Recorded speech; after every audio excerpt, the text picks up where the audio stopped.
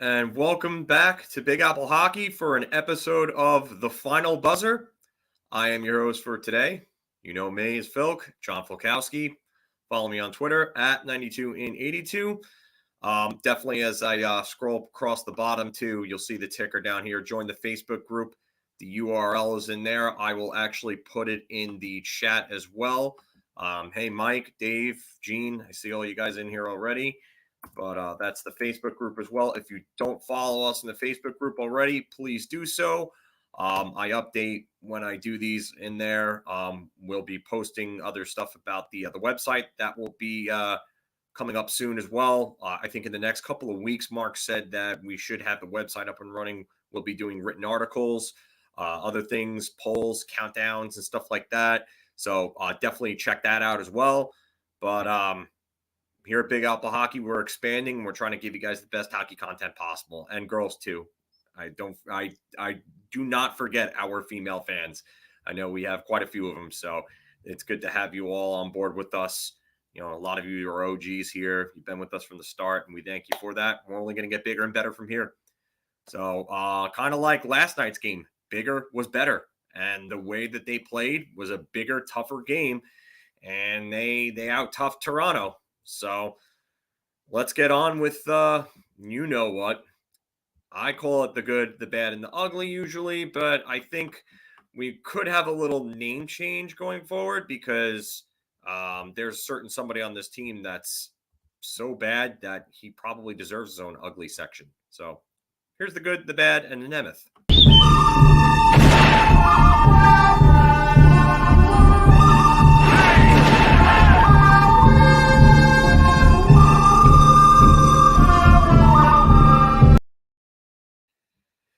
And yep, it's that time, the good, the bad, and the ugly. And this statistic from our leader here, 35% of our viewers are female, and that's awesome. That's great. I love seeing that. That is awesome.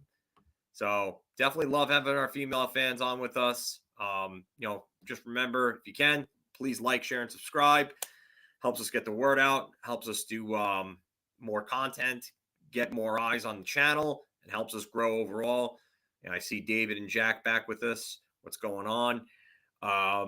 We'll get right into the good. And as we usually do, we'll start with the good. But Big Daddy Revo, Ryan Reaves, the big night. He won NHL Network's first star of the night last night, and deservingly so. He had two big goals that helped the Rangers stay in the game. And when it looked like the Rangers were that close to getting the doors blown off of them and getting ran out of MSG, Ryan Reaves said, "Nah, I'm taking over tonight." The day before his birthday, today's birthday, today is his birthday, I should say. Velvet and Steel. So, and Joe, I will gladly take that. I will gladly take that. It means that I'm improving in the eye candy section, maybe, hopefully, at least. But Reaves was definitely fire, and he turned the whole game around. And you know what? Hey, John, I see you. What's going on? But Reaves has had a profound impact on this team. And I remember, if you remember watching the videos from when I found out about the trade, I said for a third round pick, I mean, this is probably going to be a good trade, and he would quickly become a fan favorite. And they were going to play with their chests out a little more, and was going to give them a little more confidence that other teams were going to be held accountable for doing those types of things. Hey, John Bobbio, what's going on? Haven't seen you in a bit. Or actually, I saw you I think last week or the week before, but hadn't seen you in a while before that. But you know what? Reaves has had such an impact on the team, the locker room. He fits. He fits. He loves it here. The team loves him. The fans love him. It's great. Anybody that was bashing that trade and said a third-round pick was too much to give up for Ryan Reaves, I want to know where they are now, because I doubt that they're saying that now. I really do. The way he's played this season, no type of stat or analytic or chart is going to tell you the impact that he has on this team. And you know what, Mike? We'll talk about this in a little bit. I'll bookmark your comment here about McKegg. Because you know what, I'm hard on McKegg, but he actually played decent last night, so we'll talk about that in a bit. But Revo was just, he was something else. He took the reins last night as a leader. He doesn't have an A on his jersey or a C, but he was a leader last night. He stepped up when the team needed something, when the team lacked a spark, when they lacked fire. He started going out there and he started hitting everybody and he started throwing his weight around and he forced the Toronto defense into unforced errors. And it was his physical play, his forecheck, and he got in there on a good skating team. He got in there and forced them into some turnovers. So I loved his game. If you're going to get games like this from Revo, and I'm not saying in the 2-goal games, you're not going to get that every night from Ryan Reeves. Obviously, not even a goal, maybe not even a point, probably not a point every night, or even close to it. Maybe not even every other night, obviously. But if you get solid forechecking and physical play and smart play, away from the puck, you got to be really happy with what Ryan Reeves, does for you at that point. And Gene, I'm with you here. With Quinn and the way that the team was constructed previously, they don't come back and win that game. Toronto blows the doors off of them and they're gone. They're laughed out of the building. They're booed. So I'm with you there. I really am. But we're going to move on from Revo because I could talk about Revo's game all day. But Fox, I thought, hit the awesome button after a very shaky first period from him. One of the worst periods I've seen from him as a Ranger. Made a couple of turnovers, some bad plays with the puck at the point on the power play. Just didn't look good. He was just making plays you're not used to seeing Adam Fox make. And then all of a sudden, the second period hit, and it was like, okay, I'm done messing around. I'm not toying with you guys anymore. I'm going to play for real. And he picked up 3 points. And then he looked like the Norris winner we all knew and love. So that obviously didn't last long, but it was 20 bad minutes of Fox and then 40 dominant minutes of Adam Fox. So, yeah, Adam Fox was phenomenal in those last 2 periods. He made all the right plays, all the right reads after that first period ended. And a lot of the team played well after the first. Obviously, you're going to see this as a theme throughout the rest of this segment. But Adam Fox was awesome, especially in those last 40 minutes. So, I mean, he's going to get great, or he's going to be great. But Lindgren, I didn't think Lindgren was too good. We'll talk about that more in a bit. He played better as the game got along, but yeah. Our bad X's and O's coach making in-game adjustments again. What did I tell you yesterday, my friend? What did I tell you yesterday? What are in-game adjustments? X's and O's. Yep. Mm-hmm. Right here. But yeah, that's another thing. They're all over Cale Makar, whatever. I get it. Makar is a sexy player because of the fact that he skates so well and shoots the puck so well, and he's an offensive dynamo. But he can't defend in his own zone like Adam Fox can, and that's fine. Adam Fox will be the guy that wins a cup before Cale Makar does. I feel fairly confident about that. So, but yeah, and Mike, you're right. Players could have bad shifts and even bad periods. Good players don't let them ruin the whole game, and that's what Adam Fox did. So, Gene, I'm with you on this. There are some similarities. There's not as many misfits, and there's more younger players on this team. But the way that they play and the resiliency is strikingly similar to the 2018 Golden Knights. So I will give you that. I'm going to move on from Foxy because I want to talk about a young gun, and it's Braden Schneider. I know that he got a goal in his first game against San Jose. He looked pretty damn good against Philly. He looked pretty damn good last night too against a bad, a really good team, I should say, in Toronto. I mean, that's the thing. Schneider was really good despite playing with an absolute dumpster fire of a partner. And he made a bunch of really, really good, smart plays that show you the level of poise that the kid plays with at such a young age. And he's physical, he's smart, he doesn't take himself out of position to make a big hit. He's just letting the game come to him. And it's really fun to watch because the wealth of defensive talent that this organization has is absolutely enviable. And yeah, Rich, I said this too. Said the same exact thing. I did not think his speed was going to be this good this soon at the NHL level. I thought he'd come up and he'd maybe be a little behind the play, but he's not behind the play at all. He can skate with a lot of these guys. It's incredible. I didn't think that he could skate this well this early. And that's one of the two things I said was really surprising to me about him was his skating, and then the poise in which he plays with is another thing. He just makes a lot of smart plays. So yeah, Jack, I saw that too. I thought that was great. He also made another play where he had a player on him in the defensive zone in the third period, and Nemeth gave him a bad pass, but Schneider touch passed it up along the boards and got it out of the zone. And he got it out of the zone to I think it was Mika. I think he got it to. So he makes plays where you're just like, wow, like this kid can make these plays this early. Like, are we really this blessed to have this many good, young, talented defenders? I think we are, people. I think we are. And I love it because growing up, I mean, I don't know all of your guys' ages, but I just turned 36 in November. And I went through the dark days.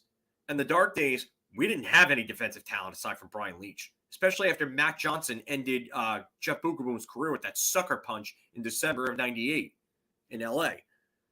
So, I mean, they were trying to bring in defensemen left and right. Vladimir Malakhov didn't work. Sylvain Lefebvre didn't work. Stefan Quintal didn't work. Igor Ulanov, Tom Poti, Boris Mironov.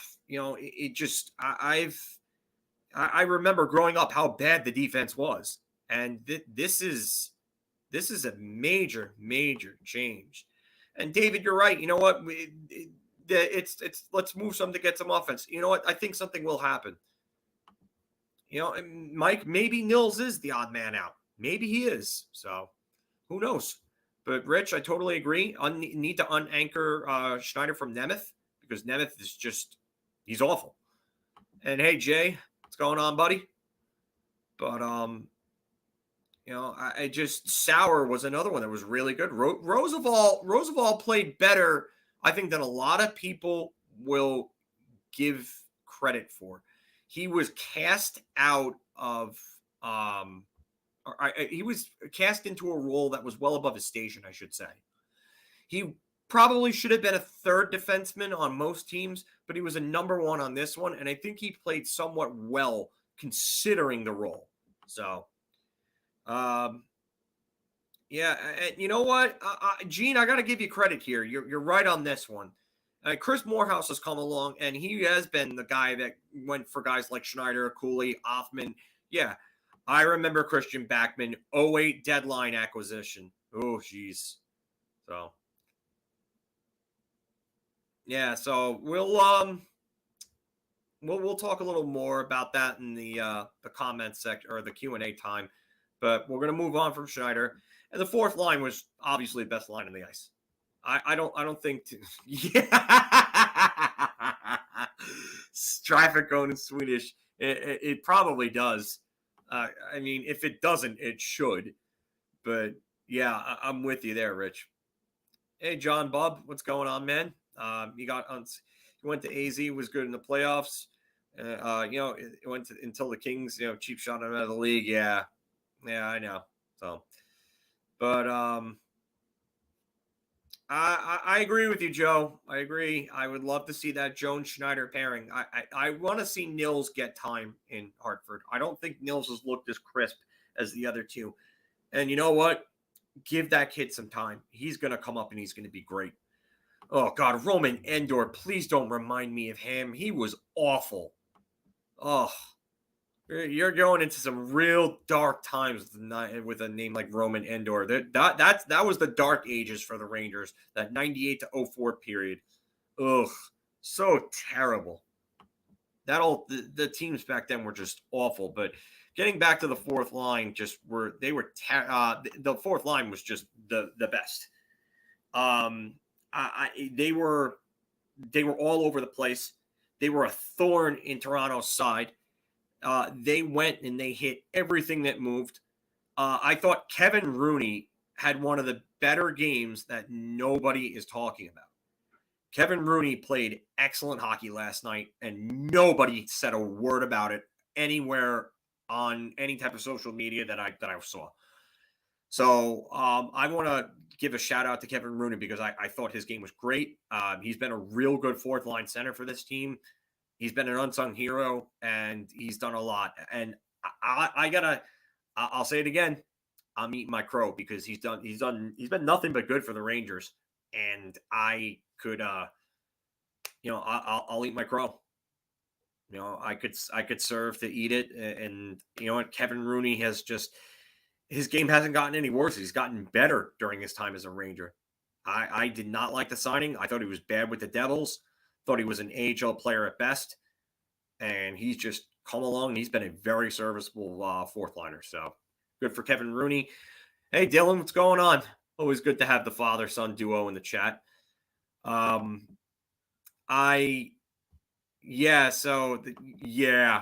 of here with this nonsense, Dave. I don't want to hear it from you. But and you're right, Jason. That was the thing, and that's what the fourth line did. They won those battles, those 50-50 battles, those board battles. They were all over those. So yeah, they were really good. And I have to disagree with this comment that I bookmarked before from Mike. I am hard on Greg McKegg, but Greg McKegg played really good last night. He had a solid game, and he set up Revo for one of the goals. So, protein tortillas, nice. We got some fajita meats, some onions, peppers, steak, chicken. So, but I just think the fourth line was just really good. They were one of the driving forces, and Grant. Honestly, you might be right. It might be the best game I think I've seen from him too. I agree with you though, Mike. We do need to win more faceoffs. It's another game where they lost the battle, but they won the game. Somehow they keep winning the games despite losing the faceoff battles for whatever reason. I don't know why it's that way, but it continues to happen. So I can't continue to harp on faceoffs too much, but they do need to improve at them. I totally agree there. But that fourth line was the spark plug. They were the heart of the team last night. They were the pulse. They were the driving force, whatever you want to call them, whatever adjective you want to use to describe them. They were really great. Yeah, and I saw that, John. I saw that. Keefe absolutely called the team soft, ripped him. And you know what? He's right to do so. You got to start challenging that team. Babcock did the same thing. They didn't respond. If they don't respond to Sheldon Keefe, then you know what? Then it's a problem with the group, and the group needs to change. So I agree with you. I'm choosing Barron over McKegg all day, Mike. I'm not going to argue this at all. I've advocated for Barron, but McKegg did have a solid game last night. I can't give him credit. He was undeniably good. So Rich, yeah, they did out-hit him by a lot. And like Dave says here, please like, share, and subscribe. I'm not going to go through the spiel again, but it definitely helps grow the channel. So please do. We would appreciate it. So, but yeah, moving on from the fourth line, I got to say, Barclay Goodrow was another one last night who had a really good game, and nobody's talking about it. I thought he made a really, really, yeah. And no, Mike, I listen, I get that. I know you're not saying that he had a bad game. I just think that he had a pretty good game. And I think probably his best game as a Ranger, probably not even all season, but his best game as a Ranger. So I'll give McKegg the credit he deserves, but absolutely going Barron over him going forward. I just don't see a reason for Morgan Barron to be sitting or playing in Hartford anymore. Hey, what's going on, Davey? But I think Barclay Goodrow's game was really good last night. I thought he was all over the place. He made a lot of good plays. He looked like he had the jump to a step, especially coming back from COVID protocol. But he was really good. I know that he had an up and down start to his season, but he's looked really good ever since he's been back in the bottom six. It's where he belongs, and he's been playing great. He kept it up again last night. I thought that, you know what, David, I'm going to disagree to a bit here. I thought Gauthier was decent. I thought Lafreniere could have been better. He got better as the game went along, but I still think there's more. And it's because I expect more out of Lafreniere. Jack, I will say that as the game went along, they started to play together as a unit a lot better. I just think that him and Gauthier, I've seen them both play better, and I expect more. And that's just it for me. It's not that they were bad. It's just that they were, I know they can give you more. And we've all seen them give us more. So I want more from them. But I thought Goodrow's game overall was really good at both ends of the ice. He even made a play shorthanded where he stole the puck, and then it ended up being a 2-on-1 situation. And if he kind of would have just spun back around and made it pass across, he would have had, I can't remember who it was, would have been on a breakaway all by himself. So, but I mean, Goodrow is a center. He's also a wing. He can play all three forward positions. I would like a better third line center. Like if you said Jared McCann was going to be a Ranger, I'm all for that. Yes, please. So I would absolutely take that. And I think that would help out that line immensely. But I thought Barclay Goodrow's game was really good. He made a bunch of plays on both sides of the puck that I was really happy with, and he showed a lot of life. I mean, he had his skating legs last night, and they needed him to do so against Toronto. So he was good. Thought he was really good at them on the PK too. So, but I'm going to move on from Goodrow. And despite a very poor start, because that first period was just terrible from him, Jacob Trouba was better as the game went along. And I'm with you guys on Barron as the number 3 center. I think that I think he's capable. I'm totally for it. I don't think they'll do it, unfortunately, because Gallant has some affinity for experience and vets and everything like that. A lot of coaches do, unfortunately. But, excuse me. But I'm definitely with you there. But Trouba improved as the game went along. He had one of the worst periods of hockey I've seen him play as a Ranger in the first period. He was awful. Him and Miller both. They were just both really, really bad in the first. But Trouba improved. Miller, I didn't see the improvement by the end of the game. I didn't think he was terrible in the last 2 periods, but I didn't think he was good either. Trouba got a lot better as the game went along. And he started throwing the body around. You could see he threw that hit on Morgan Riley. And Morgan Riley wanted to get the hell out of the way because the Trouba train was on the tracks and coming straight for him. So I definitely and Davey, I'm gonna bookmark your question about giving. I assume that's for McCann, Davey, but I'm gonna bookmark that. We're gonna do that in Q&A time. So, yeah, I definitely agree with this, Mike. Trouba's better when he's physical and he stays on players. I think when he wakes up physically, I think he plays a much better game. I loved what I saw from him in the last 2 periods. I just wish he didn't have the first period that he had because he was responsible for one of those goals. So need to be better in for all 60 minutes. But you know what? I was satisfied with the last 40 from him. So I'm happy about that. Gonna move on. Igor, 27 straight saves to help secure the comeback victory with 5 straight unanswered goals. Yeah, I'll tell you right now, Igor, he's got to win the Vezina with the way that he's playing. And I'll pull up a tweet here just to, I think it was, who was it?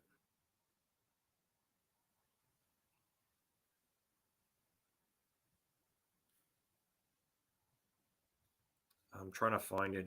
There's Mike Kelly. I think it was. Hold on. There was Mike Kelly was responding to, hey, Brody. Rich, I definitely agree with this comment right here. They were all horrible in the first, and it shows you how much better they were under Turk. So, as opposed to Quinn. And yeah, how is he not an all-star? The voting is a sham. Like I said yesterday, I don't like it at all. So I'm out of there. But on that, Igor Shesterkin. Let's see here. Okay, it was Matt Larkin. Yes. All right. So Matt Larkin from the Hockey News said, it's clear that Igor Shesterkin has taken over as the Vezina Trophy frontrunner, but I'm not stopping there. How about Hart Trophy? Has anyone single-handedly elevated his team more this season? To me, it's Shesterkin and Ovechkin at the top right now. Then Mike Kelly goes on, and Mike Kelly's on NHL Network, and goes on and says that, excuse me, scratching my throat. Sorry, guys. Okay.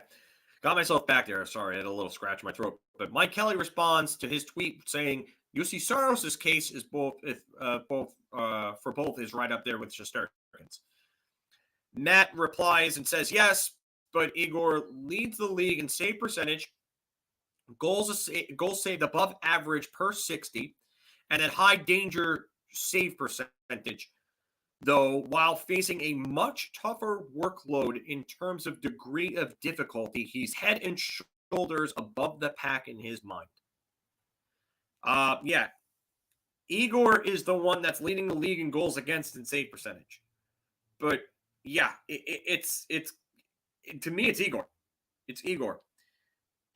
Saros has 10 more starts than Shesterkin.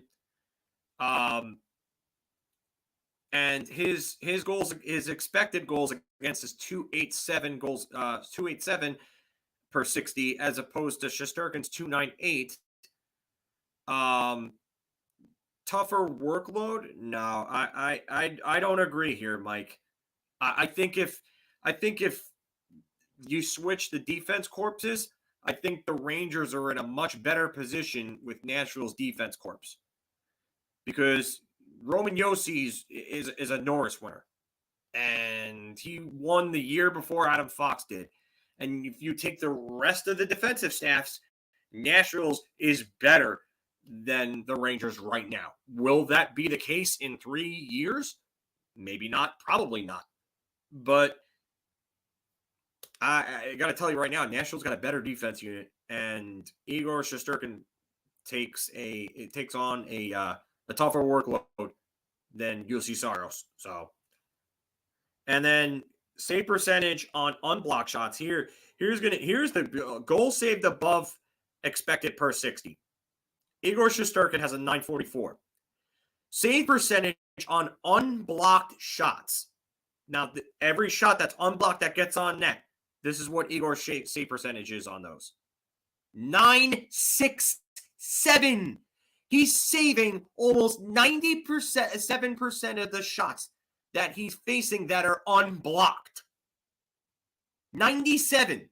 Almost 97. That's ridiculous. Expected save percentage on unblocked shots. 951 for Igor Shesterkin. He leads in that.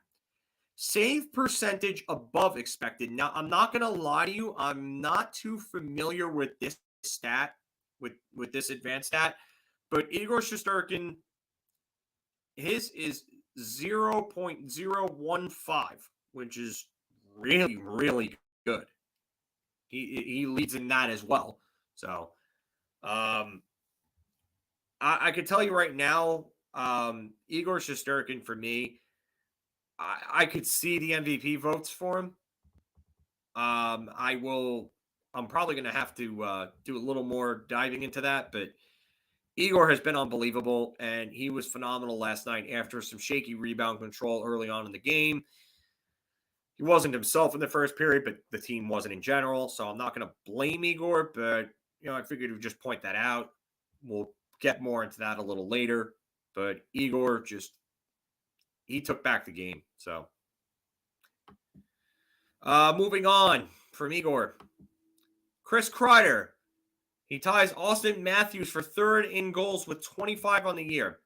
So I know Mark is still in here, so you could just show your face and you could give me the old I give yourself the pat on the back because you're the president of the Chris Kreider fan club and you love Chris Kreider, and this is going to be the year that he scores 30 and so on, because if he doesn't, he's going to incur the wrath of every single Ranger fan that's ever lived. And yeah, so get your pat on the back in. I know you're there, Mark. I know you're still watching. So that is that's your thing. But I liked his game. I liked this game. I think after the first period, he was another one. Him and Mika Zibanejad played a hell of a lot better. I need a little more from Kakko, but I like the way that Kreider and Zibanejad played. Yeah, Matthews had a disallowed goal because he clearly kicked it in, Davey. That's not a goal. So Kreider hasn't tied. So that's I mean, it's good to see Kreider being consistent away from the puck and without the puck and everything. So good for him. But I will say that Chris Kreider's game has been pretty remarkable. Jason, I don't know about tomorrow. I know over the weekend I think we should be good, but for the skate, that is. All right. Let's see here. Going through some of these comments. I'm gonna bookmark one from Brody. And yeah, Davey, I'm gonna bookmark that one for you. Bookmark that one from Dave. Bookmark this from Jack. And I saw one from Rich that I'm not going to bookmark, but I thought it was pretty hilarious. So good on you, Rich. So, and this is an interesting one here from David.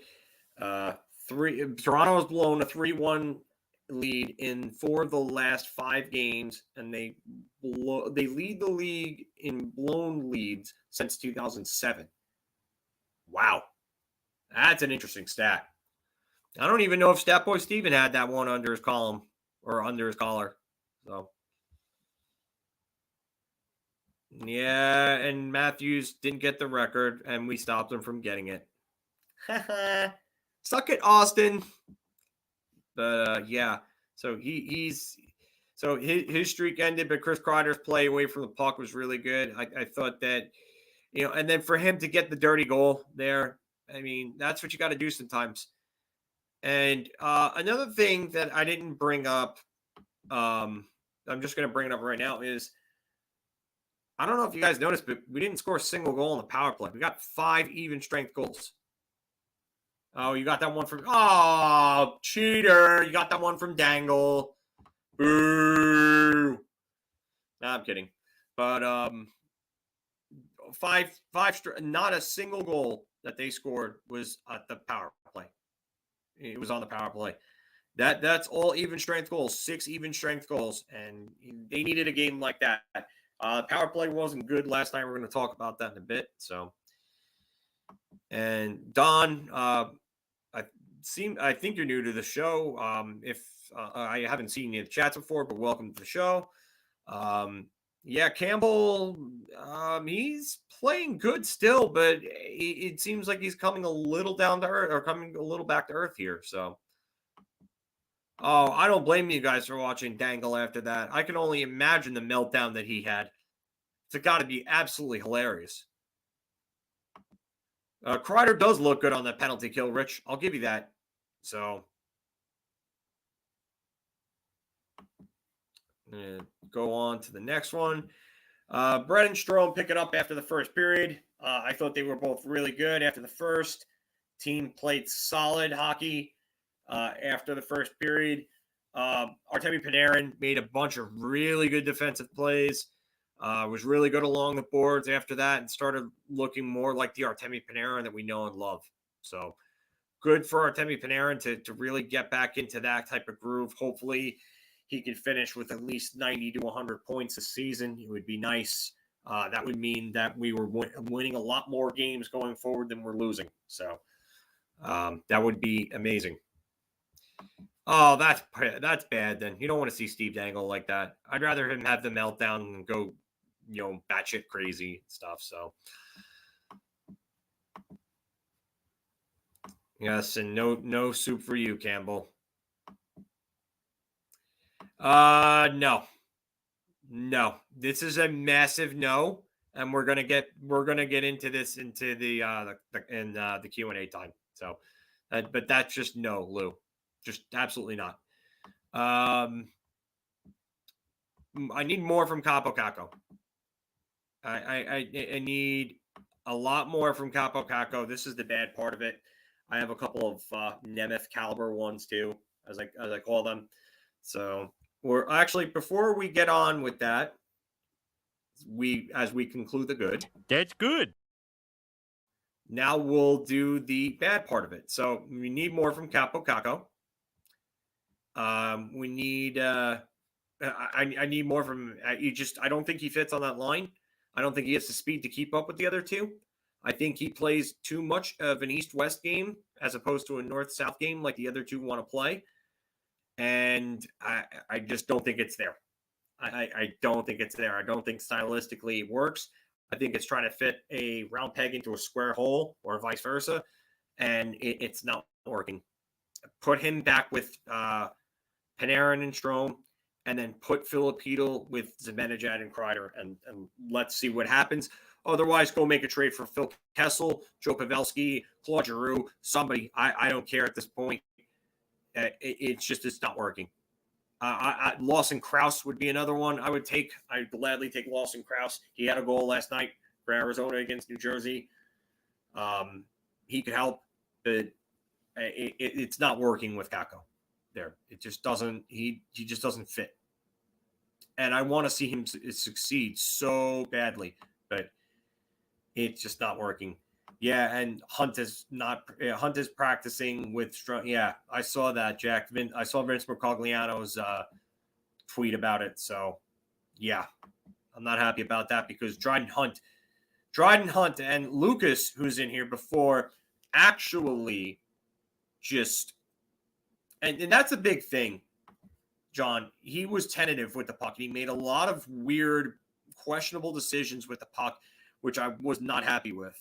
So, I'm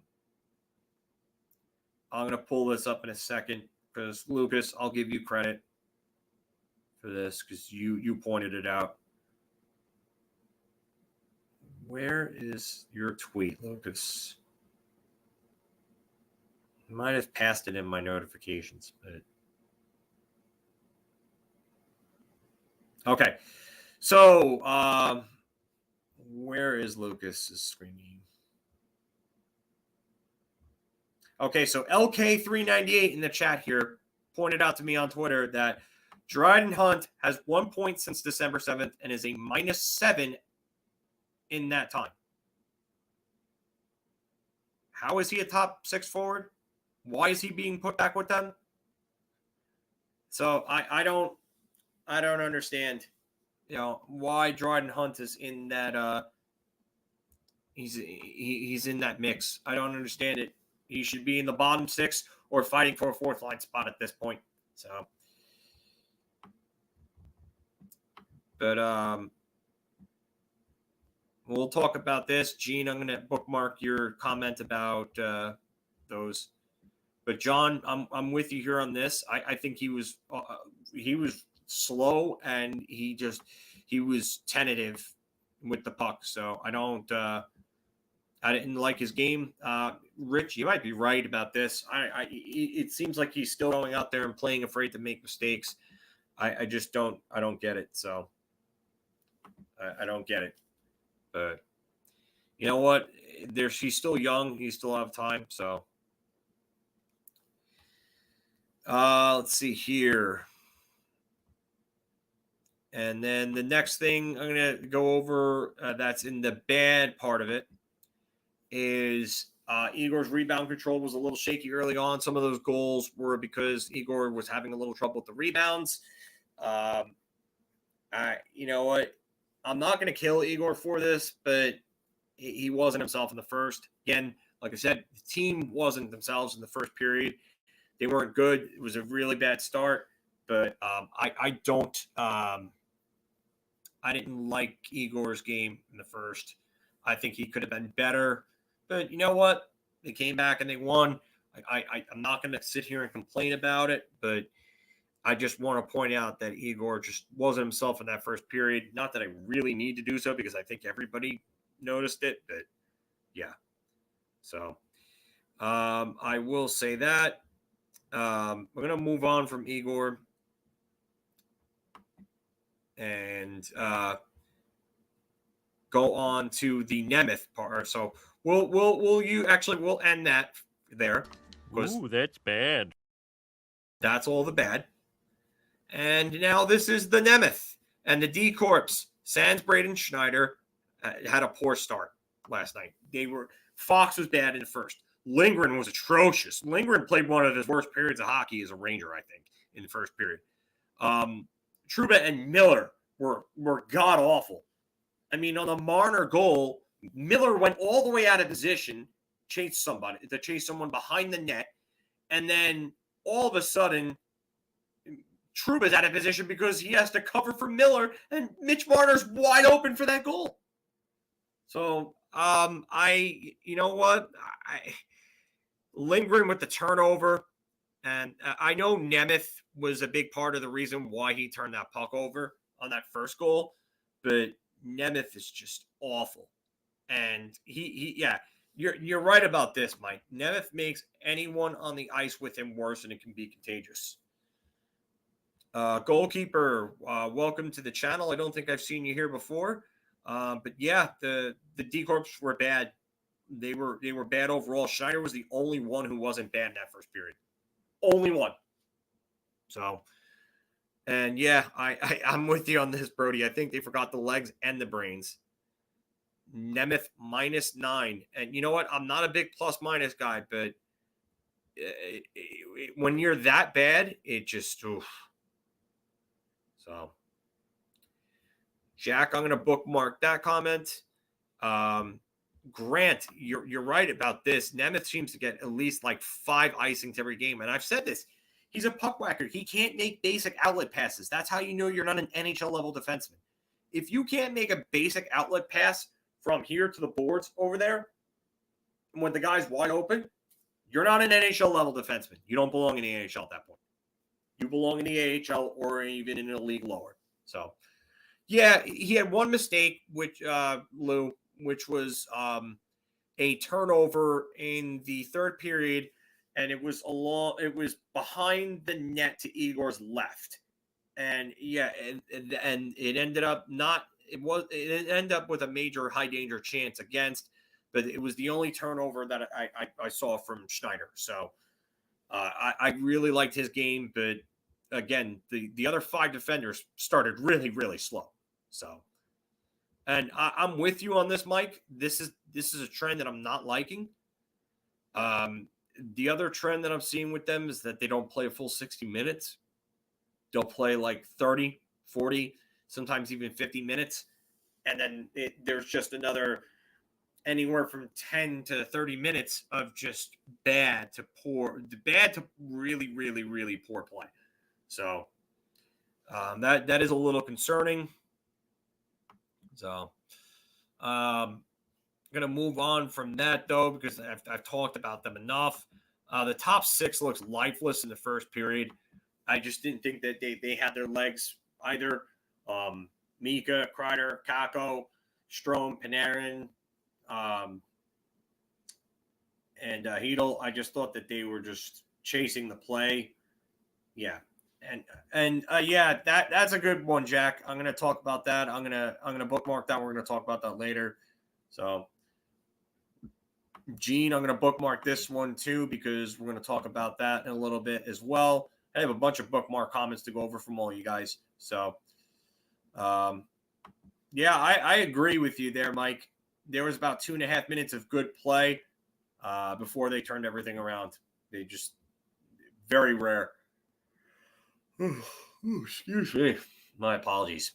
But yeah, so the top six looked lifeless. He needed more out of them in the first, but they turned it around. And just a little joke here, but also partially not joking in a way. But we might have to permanently rename the ugly to the Nemeth because Nemeth is just flat out atrocious. It's atrocious. I do agree with this comment from David. We're going to talk about that in a little bit too. I'll bookmark that. But having a little fun, tongue-in-cheek here because, Nemeth is just so bad. And we could rename the ugly to the Nemeth just because that's what it is. It's Nemeth. I mean, but his play was, again, awful last night.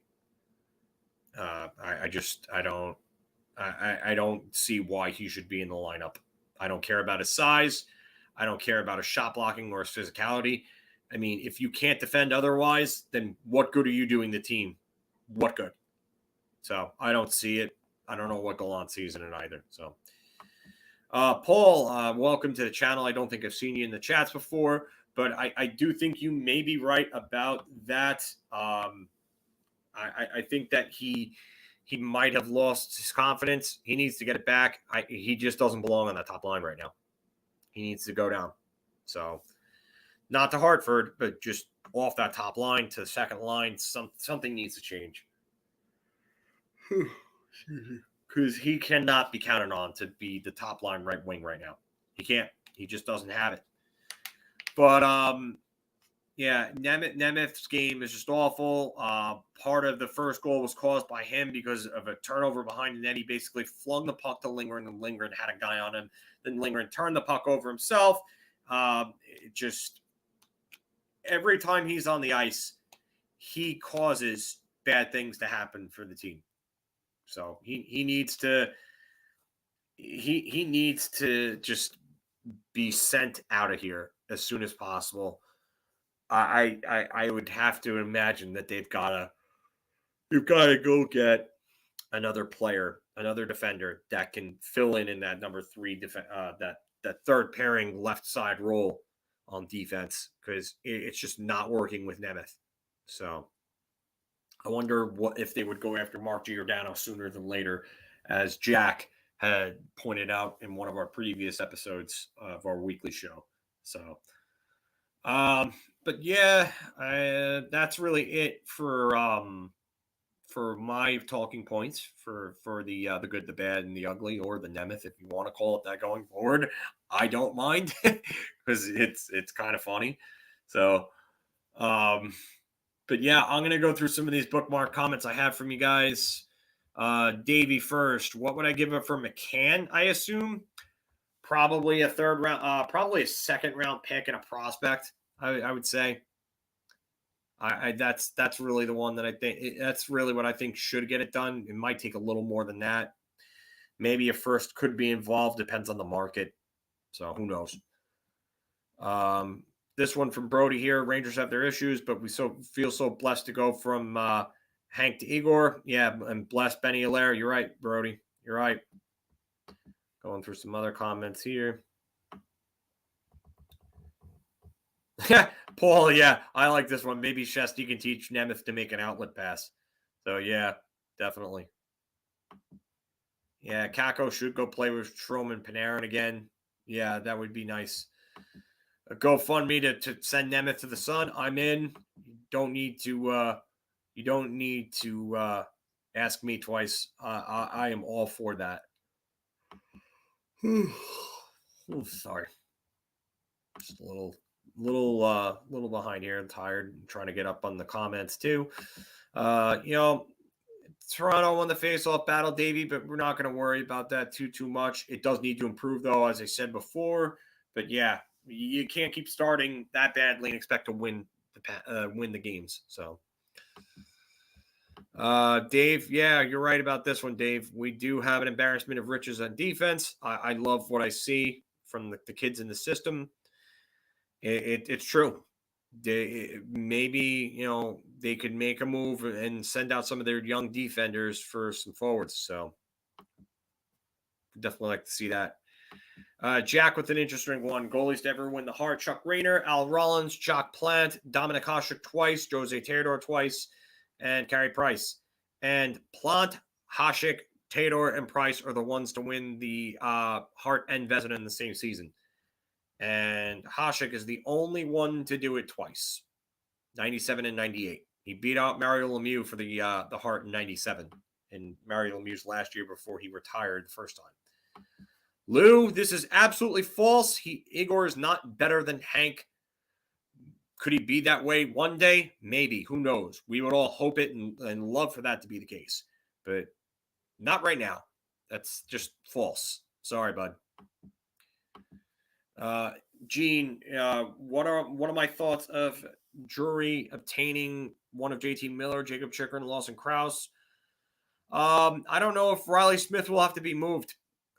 With the amount of LTIR they're going to be able to use in Vegas, I don't know if Riley Smith is going to have to be moved even when Jack Eichel comes back. So Lawson Krauss, I said a couple of weeks ago, I think is a real good fit. He's young. He's under team control. His AAV won't be too high. And he will be under contract for a few years with the Rangers. The Rangers will have his rights for a few years. I think he's a perfect fit. He's also big, skilled, and physical. And the Rangers seem to want that. So JT Miller, I don't know about that.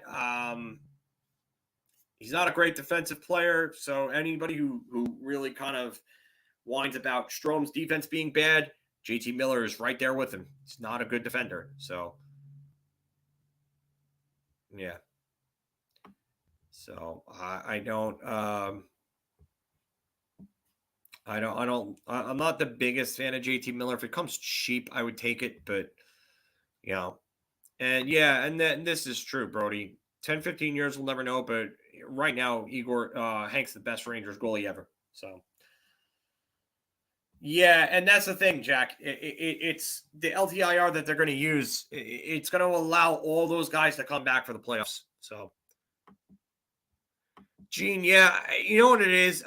I've watched more than enough of JT Miller in Vancouver to know that he's not an upgrade in terms of defense, and he's got term for another year at $5.25 million. I don't think the Rangers could really fit that kind of AAV in without sending some significant salary back. So Chytil and Nemeth would probably have to go in that deal to make that work. So yeah, Rich, I'll actually, I didn't mean to highlight your comment, Rich, but since I did, it's a good one. So I'm going to stick with this right here. People whining about Strom's defensive play. Yeah, I get it. I totally agree. But you know what? In the playoffs, you got to have good two-way centers. And Ryan Strom's been a little better defensively this year. I think the eye test and analytics both support it. But Mike's comment here was what I was really looking to highlight. And I mean, if you're going to go get Tomas Hertl, okay, fine. He's a good defensive player. He's become a real good defensive player. He plays well on both sides of the puck. Good at 5-on-5. They need 5-on-5 help right now. I worry and wonder about how his chemistry would be with Artemi Panarin. So, yeah. I'm going to move on. As for Chychrun, though, Gene, just to get back to your comment here, I think Chychrun is a possibility. I think it's a very slight one, though. I just think it's a luxury, and it's going to cause cap problems. Again, unless Chytil and Nemeth go back the other way. So, Yeah, Jack, I think I pretty much just addressed this. I get it. I get why people would be high on JT Miller. I mean, he's basically been almost a point per game player in Vancouver. So I get it, but again, they gave up on him. Excuse me. They gave up on him, and he was a throw-in the trade. And I know he's a different player then. He was a different player then as opposed to now. But I just don't know if they go back after it. I know I've heard the rumors. I don't know if I get it. I just, maybe if the price is right, anything can happen, Jack. So going back into the live comments, because I see a bunch of them here. Mike, I agree. Strome is the theft of the decade. David, I agree with this. Please get Nemeth away from this team. Gene, yeah, Chris Tierney is actually a good player. I'm with you on this, Gene. I think he would absolutely be a good like fourth line player. So, Rich, definitely agree. Moving Strome would definitely piss off Panarin. I don't think you want to do that. They play well together, and that's what I've always said. If you're going to move Ryan Strome and you're going to replace him, you've got to make sure that you get a player that's a significant upgrade over him. And that's why I said, if you're going to go get a center, go get Jack Eichel. Go get Eichel. They couldn't do that, and Zibanejad, apparently. So, yeah, I'm with you here, Mike. If you can move Nemeth out in the deal to make the cap work next year and move Chytil in the deal to make the cap work next year, I would do it. Same thing with Chytil. I mean, you got to have salary going back the other way to make these things work. So, yeah, Mike, I would make a lot of bad trades to get rid of them. I don't want to do that, but I mean, I get the sentiment. So, Jack with another good comment here. Another trend you've been seeing: the 2-3 minutes after we score a goal are always very shaky. I agree. They've had some very bad responses in shifts after goals scored, and that's led to them giving up the lead. You know, right away. They need to be better. I am in total agreement here with you, Jack. That needs to change. It's something I've noticed as well. So, go back to the live, see a couple of comments that came up. Brody Nemeth for Chytil 1-1 straight up. Yo's getting a steal. So, David, they're keeping their prospects for McDavid's list. Why no Eichel? Yeah, I don't think McDavid's going anywhere. I don't think the Rangers could fit McDavid under the cap. So, yeah, Grant, this is another one. We've been good, about answering after you give up a goal. I do agree with that. So, yeah, and Jack, you echo my sentiments to a T here. I don't think they should be looking to move on from Strome. If anything, they should be looking to add another winger for that line. So, Brendan Dillon is actually in Washington. Oh no, hold on. Brendan Dillon is not there anymore. I forgot he's not a Capital anymore. Where is he now? I don't think he's in Dallas anymore because he was there originally.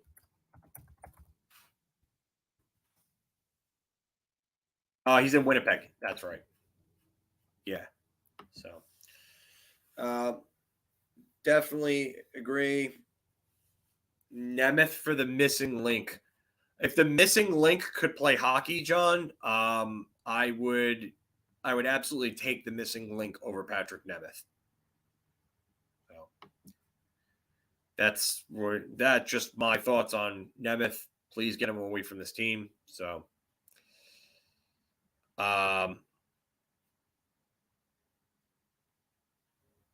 yeah, that's a little bit true, Brody. I do agree with it. You can't just bash the guy. There's just no reason for it. He's been good for this team. He's been really good for this team.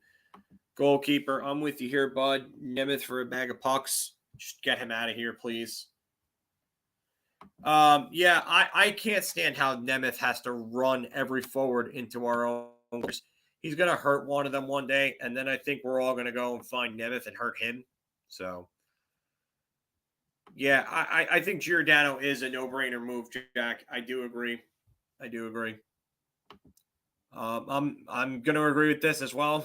Traffic cones are an upgrade over Nemeth. At least they don't run your goaltenders. So, right. Grant, do I think Edmonton would eventually trade once you? Maybe. I don't think so. I'm going to say no, but I mean, it's not out of the realm of possibility if they want out. I don't know. I think Draisaitl has established himself as clearly the second best player in the world behind McDavid. And with the way that he's playing right now, you could say he's arguably the best. So, that's another thing. Strom spent a lot less time in the penalty box. That's always a good thing. He's taken some dumb penalties over the years. So, two more bookmark comments here. I'll get through Gene's one. What is impressive about Schneider is on the D zone entries, he forces the play to the outside and in front of the net where he boxes the opposing player out like he did with Nylander. Gene, this is excellent hockey analysis. Excellent hockey analysis with this, because you're absolutely right. Because Schneider plays defense simply and effectively in the way it's supposed to be played. You're not supposed to give the forward the inside lane. And then when they're in front, you're supposed to box them out so the goaltenders can see the shots. And he does it perfectly. He does it perfectly and effectively. So I'm with you on this, Gene. Excellent hockey analysis. Great post. My hat goes off to you. So very, very, very, very good analysis there. I do like Edmondson. I did want him previously before the start of last season. Edmondson would be, oh my God, he would be a real good pickup for this team. He's got Stanley Cup winning experience. He's a tough as nails defender. He's a leader in the locker room. He's a guy that he would be a perfect fit. I actually wanted him before the start of last season. So, but I knew they weren't going to get him because he was going to cost too much against the cap. That's the problem with Joel Edmondson. So just cap at this point. If you're going to go and spend that much on cap, go after Jacob Chychrun. So, got only one other bookmarked comment. It's from David here. Panarin is making way too many stupid no-look passes. I totally agree with this. He needs to be better. I don't know what it is with Panarin with the no-look passes and stuff like that, where he's just making them and forcing them into players. He hasn't been himself at 5-on-5. He needs to be better. And this is part of it. The passing is just not there. So we're going to move on from that comment, and we'll get back to the live comments. Mike, Jones, Schneider is the pairing we need. Couldn't agree more. I love what I've seen from both of these guys in their stints. I think Zach Jones is ready. I think both of these guys are ready. Why don't you just let them marinate at this level now at this point? Because if not now, when? That's the thing. And like I get it, it's a playoff race, but you've got two guys that are going to be playing at a reduced role. They're going to be getting minutes and they're going to be fine. How is playing 20 minutes a night against bad competition, or not bad competition, but lesser competition, if you will, as opposed to playing 15, 16 minutes a night at the NHL level any better? You know, I just don't get it.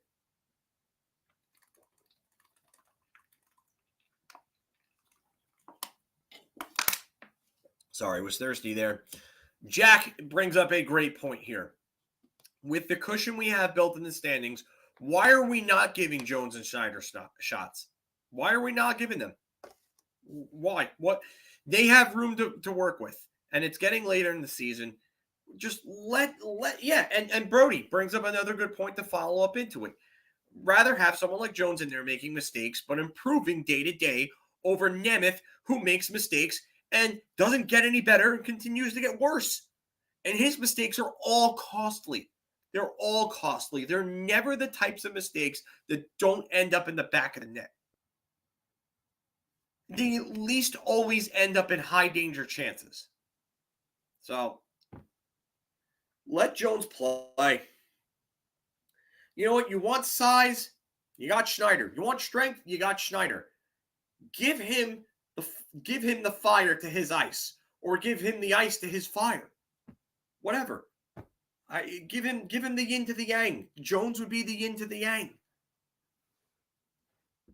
And Chris G, this is scary, because if that's true, I'm going to go put my head through a wall, because Nemeth is a goalie killer, as Mike says. Who are players that I'd be okay with acquiring if the Rangers trade Nils? If I'm trading Nils, I want it for somebody with term, not a rental. I can't really say, because I don't know who's going to be available that has term, but I want somebody with term. And I'm not talking JT Miller with 1 year after this year. I'm talking term, like multiple years left on the deal. So,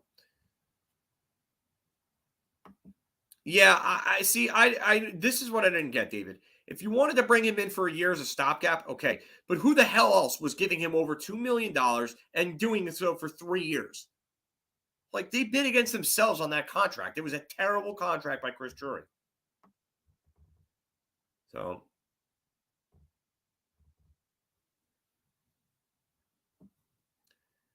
yeah, I should save these things.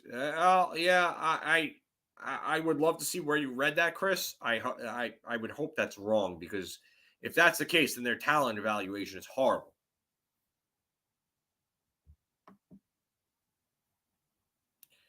Yeah, I think they messed up too, Brody. I definitely agree on that.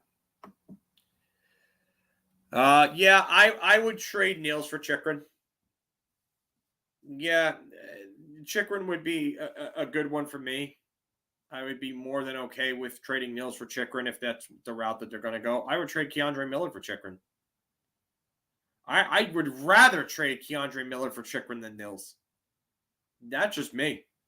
So I think he would be better with Jacob Trouba. I think that would solidify that second pairing. And I think the top four, that would be one of the best top fours in the league if they took Chytil and they got Chytil from Miller and change. So that's just me. If you could get Chytil for Chytil, Miller, and Nemeth, just to make the salaries work, I would make that deal all day, because you have Chytil's money off your book for next year. You have Nemeth's money off your book for next year and the year after, and then Chytil has 2 more years after this year with that $4.6 million or whatever he's making. I'd have to pull up Cap Friendly to see the exact number again. But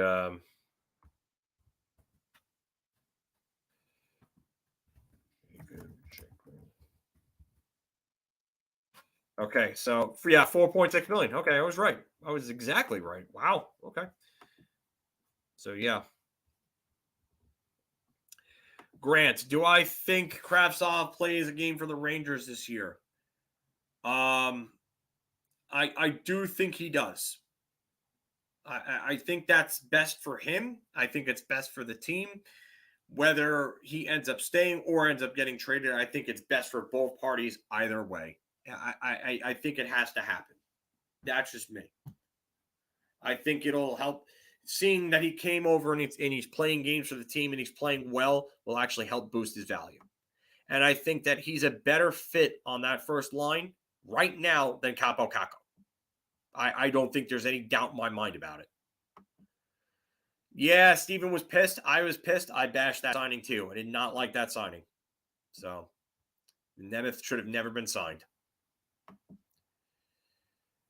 Yeah, and Chytil, yeah, he can play in the power play. I just don't know how that power play is going to work with Chytil on it, because I don't think he's going to get a spot, because they use 4 forwards and the defenseman, and the defenseman is Fox. That's not going to change.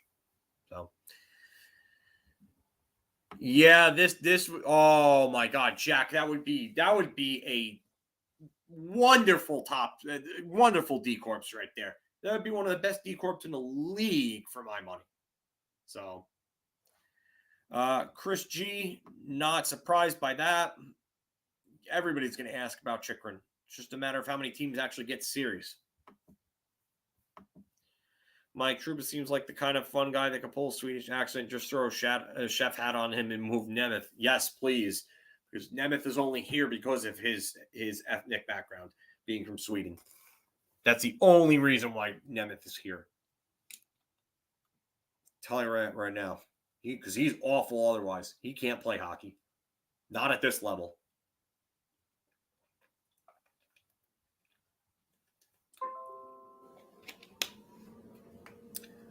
So, yeah, I'm seeing comments here coming into the Facebook groups.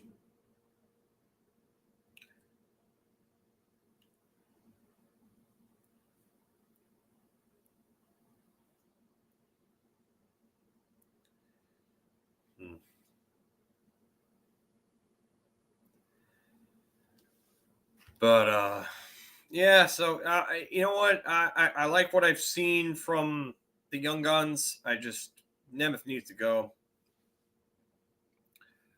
I don't think Philly's going to trade Yandel to the Rangers. I think Yandel would come back, but I just don't see Philly trading him there.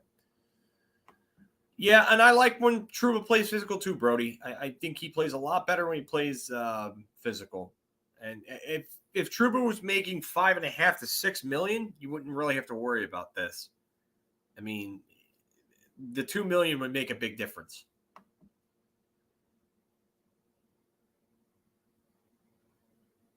Yeah, Chris, if we trade for him, I'll be a bigger fan. I just don't like most of the guys on the team that I want. I'm not sure who you're mentioning there, Chris. I'm sorry. So, Nemeth is bad when he's had 1 to 2, maybe 3 games where all he did was be invisible in the sense that he didn't screw up leading to a goal against.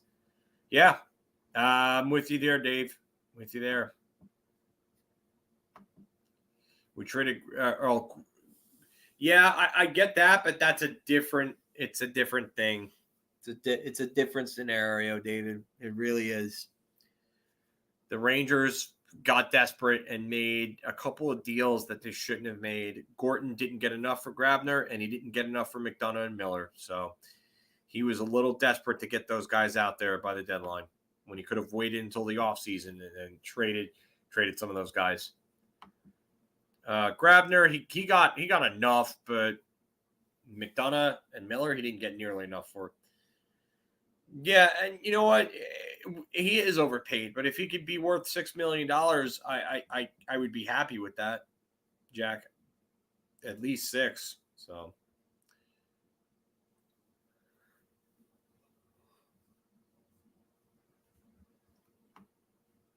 Mike, you're right about this. COVID gave the Rangers a sneak peek into the future. Now, time's now. Yeah, I think they're here. I don't know if they're ready for the Cup yet. I think there's still a couple of years from that, but they're there. They're close. Chris G, just love Schneider, Shesterkin, Barron. Yeah, I get it. Everybody has their favorites. I'd rather try to get Giroux with Philly. Yeah, I don't think Giroux's going anywhere. Giroux's going to the Rangers, but yeah, Grabs was a free agent. Yeah, I know that, David, but I still think they could have held out for a better deal. They dealt him a little earlier than the deadline, so they could have held out for a better deal than that. Yeah, I don't really have my eyes on Giroux, Jack, because I don't think that he's going anywhere. So, I would take Greco over McKegg right now. The games that I saw from Greco were both really good. So, I have no problem with it. And he gives him speed and a little more finishing touch. So, Mike, yeah, Othman. From what I'm hearing, the plan is to have Othman with the team next year. So. We'll see what happens with Othman. Probably going to do another, I would say, do another 15 minutes. So we'll go to 5:45. And then I'm going to probably have to start getting dinner together and stuff. Don't want Drew because it's Dave. I don't think he's coming here. So I don't think he's I don't think Philadelphia will deal him. I know they dealt Lindros to the Rangers, but Lindros wanted out. He was damaged at that point.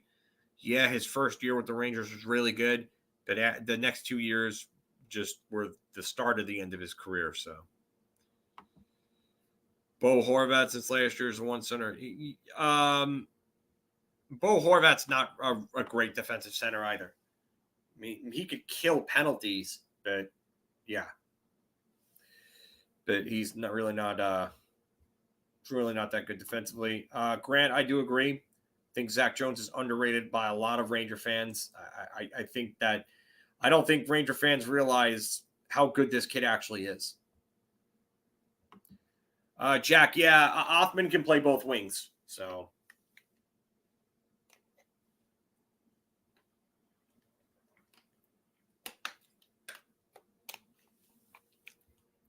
Philly got Pavel. My second home is McDonald's Brendel because he didn't want to work out at all in the off seasons. He was just lazy. Showed up to Rangers training camp, I think in 2000. I think it was like 25 pounds overweight or something like that. Just terrible.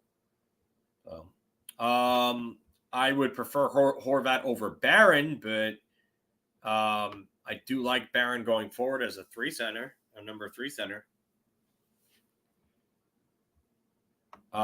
Gene, elaborate on this. I don't know what you're trying to say here. Sorry.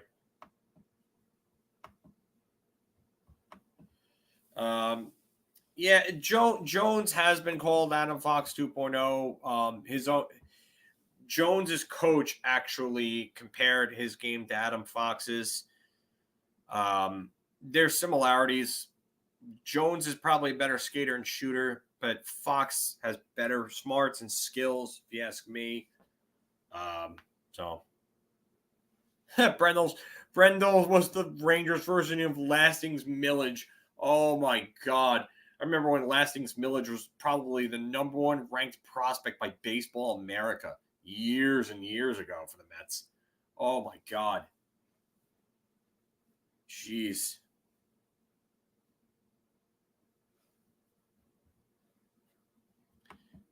Yeah, not some fans don't underrate him. I think some do, Gene. Teach their own. And Mike, yeah, they've played well in Hartford together. So I don't see why they couldn't, play well together at this level.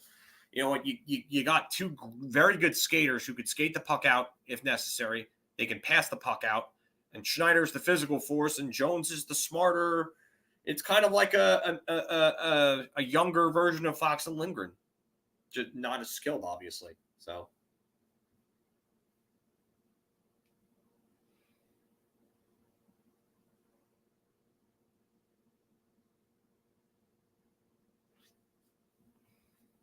Yeah, I do agree. I think it's magic waiting to happen.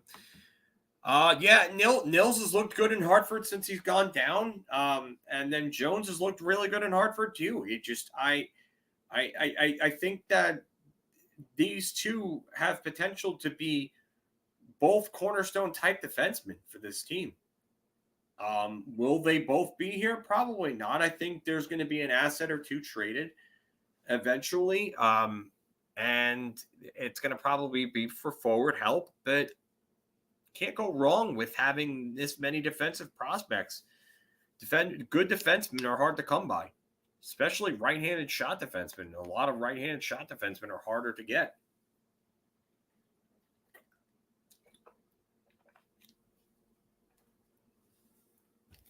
Yeah, I know this, and then Knobloch had Schneider and Jones paired together previously too. So, I mean, those 3, they have some combination of play with each other at that level. So, yeah, I do agree, Mike. That's why I don't think Chychrun is going to happen, and I don't necessarily want it to happen. But if the trade was perfect and it was a can't miss trade, I would be for making it. because Chytil would absolutely improve the team's defense big time. Big time. And there's no doubt about that. But I know. Oh, here he goes again. Andrew Kopp. It's John's boy. I'm with you on McCann. I definitely think that could happen. I would love to get Andrew Kopp. I just don't see it. And I don't think Winnipeg is going to do it either. Because they're not terribly far in the standings. So looking at the Winnipeg Jets and the wild card, seeing where they are. Okay, so they're only 4 points back of the second wild card, and they have 5 games in hand on San Jose. Calgary has the same amount of games played, and they're 2 points ahead. So Winnipeg's right in the thick of things in the playoff race. So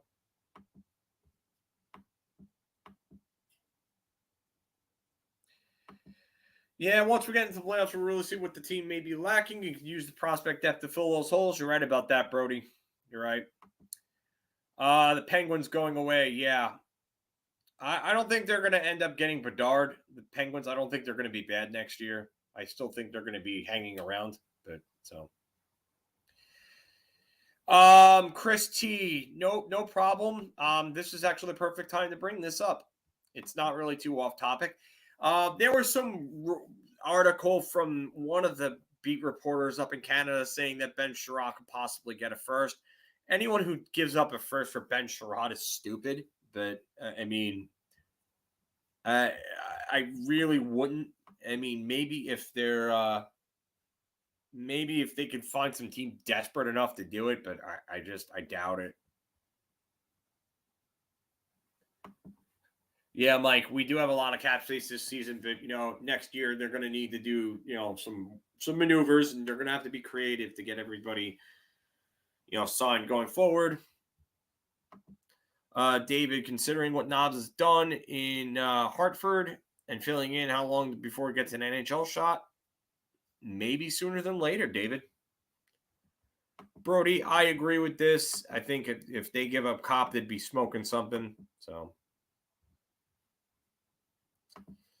Mike, we have so much cap space. Yeah, or that's the same comment. Okay.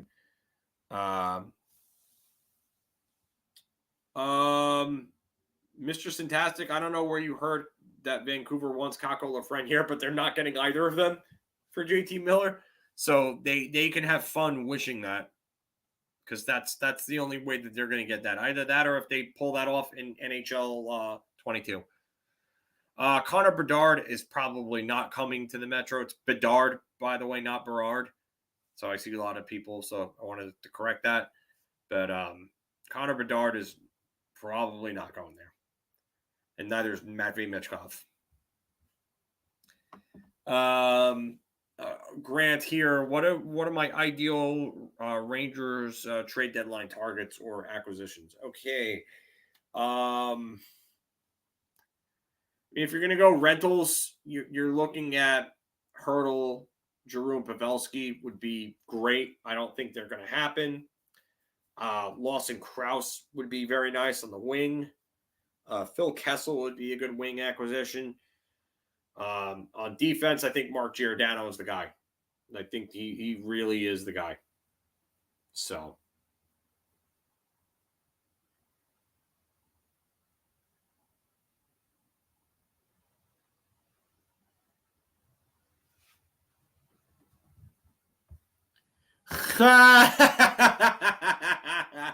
Marked typed Berard instead of Bedard. That would be a Mark thing. Oh my god. Kessel or bust. Yeah, I wouldn't mind Kessel. So DP, get anyone that can win a face-off. I get it. I totally agree there. Chris G, yeah, Giordano is definitely an acquisition to be had. Jack and I have both brought his name up. I definitely think that Giordano is a fit by all means. He's got veteran experience, plays the left side, and he could play power play, penalty kill, everything. He's He would be a rock back there. I mean, him and Schneider together as a third pairing, forget about it. Yeah, and that's another thing, Chris. Gio would mean that they're serious. Core, welcome back, buddy. Pavelski or bust. I would like Pavelski. Plays both center and right wing. Can play on the power play and penalty kill. He's another guy with a ton of versatility and can win faceoffs. And you could put him in front of the net on the power play, and he'd deflect pucks. So, David, I don't live in the New York market, but I wouldn't see this. The new MSG building talk is somewhat serious, David. I don't know where it. I don't know when it's going to be or where it's going to end up being, but it's serious. All right.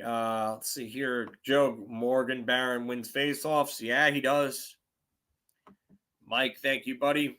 Just remember, everybody, please like, share, and subscribe. Hit that like button. Tell everybody you know about us. Suggest us to anybody that you might come across. Helps put eyes on the channel. Helps the channel grow. So we appreciate that. Grant, who are the lesser defenseman rentals that I'd be okay with if we get outbid on Gio? Wow. Oh, that's a good question. Let's see here. 2022 NHL Free Agents. Let's see here.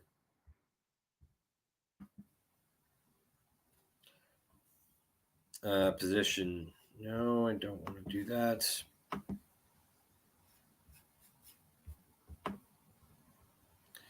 Just trying to go through the. All right, so on defense, Chris Letang is probably not going anywhere.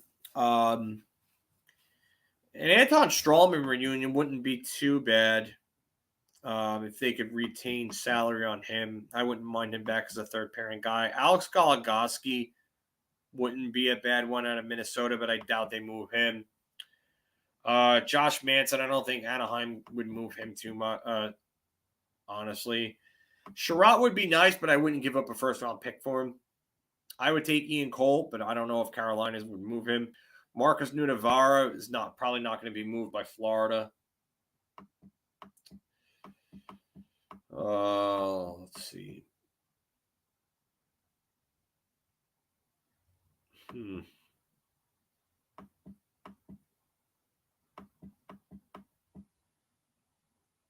There's not really a whole lot of great choices here, so.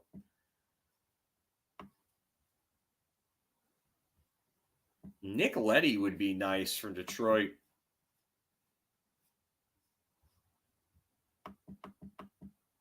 No one if we can't get just. Hey, Hectic, I either haven't seen you in a while or haven't seen you in here, so welcome to the show. Unless you've been in here before, then my apologies.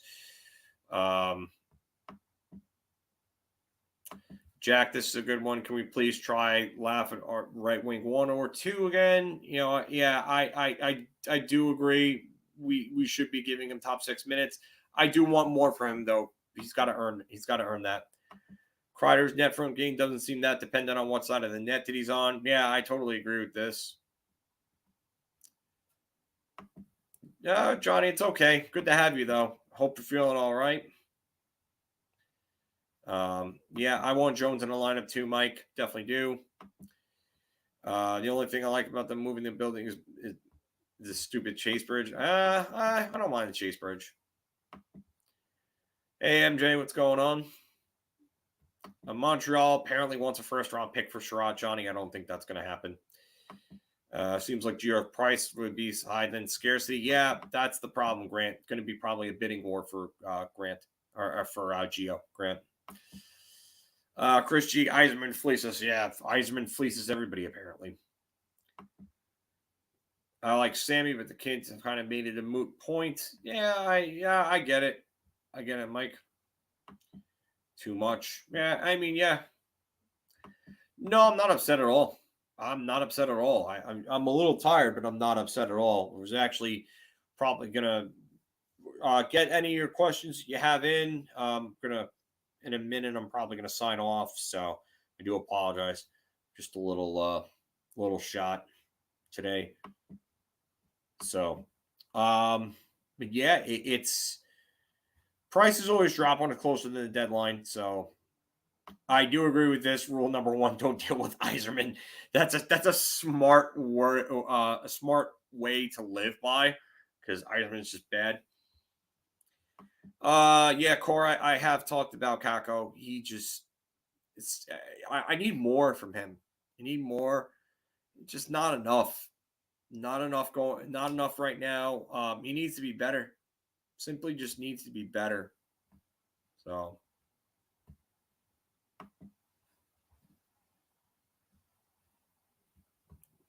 Yeah, last call at the final buzzer here. The last shots on net, I guess you could call them. Well, I'm going to wrap it up. It is 5:45. I think the deadline actually, John, is the March 20 something. I can't remember. NHL trade deadline 2022. 21st. Sorry, it's the 21st. So, but just remember, we are on Facebook. Definitely join us in the Facebook group for updates as to when I do these. So Facebook.com/group/Big Apple Hockey. Join the groups. I will keep you guys updated on when I do these. Friday, I think I should be good. I will try to do a final buzzer after the game Friday. I'm going to try to, it's either going to be the watch along Friday or the final buzzer Friday. I haven't decided yet, but we will. It's going to be one of those two. So I'm gonna figure out which one I'll do, and then we'll go from there. But definitely continue to join us. I love doing these, and we're getting a lot of viewers for them, which is great. Hopefully get more eyes on the channel that way. And we do a lot of Q&A time, so we had a decent amount of time. I think we did about, I would say, 35-40 minutes of Q&A today, which is good. I always like doing a good amount of time because the hockey discussion is always good from everybody in here. It's always good questions, good answers. But so just continue to join us, and we'll continue to do more of these. Remember, please like, share, and subscribe. Helps us get eyes on the channel.